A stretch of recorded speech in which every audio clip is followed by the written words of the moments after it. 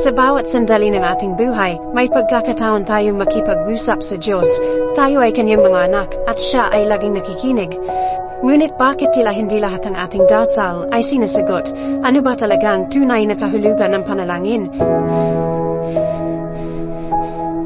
Sa Biblia, nakikita natin ang iba't ibang mga halimbawa ng panalangin. May mga panalangin ng mga tao na nagmamakawa para sa kanilang mga pangangailangan, na mga tao nagpupuri sa Diyos, na mga tao naghahanap ng kanyang patnubay, at na mga taong nagsisisi sa kanilang mga kasalanan. Sa awit 34:17, sinasabi, ang Panginoon ay malapit sa mga may pusong nasisira, at iniligtas niya ang mga may espiritong wasak. Ang panalangin ay hindi lamang isang paraan upang makuha ang gusto natin, kundi isang pagkakataon upang makipag-ugnayan sa Diyos. Ang pagdadasal ay isang pagpapahayag ng ating mga damdamin, ng ating mga pag-asa, ng ating mga pangarap. Ito ay isang pagkakataon upang magtiwala sa kanyang karunungan at sa kanyang pag-ibig.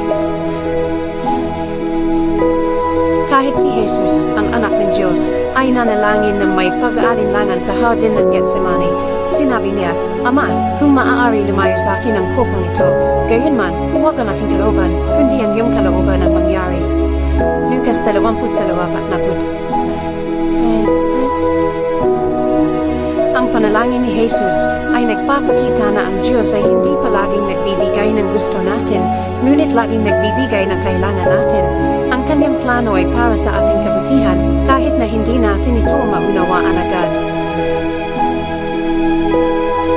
Sa Filipos 4:6 sinasabi, huwag kayong mag-alala sa anumang bagay, kundi sa lahat ng bagay, sa pamamagitan ng panalangin at pagsusumamo na may pasasalamat, ay ipaalam ang inyong mga kahilingan sa Diyos.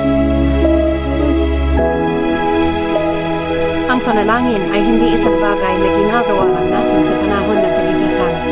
Ito ay isang patuloy na pakikipag-usap sa Diyos, isang pagkakataon upang magpasalamat sa kanyang mga biyaya, upang humingi ng kanyang patnubay, at upang magtiwala sa kanyang pag-ibig. Tandaan, hindi lahat ng dasal ay sinasagot kaagad o sa parang inaasahan natin, ngunit ang Diyos ay laging nakikinig. Ang kanyang kalooban ay para sa ating kabutihan. Magtiwala ka lamang sa Diyos sa kanyang plano sa iyong buhay.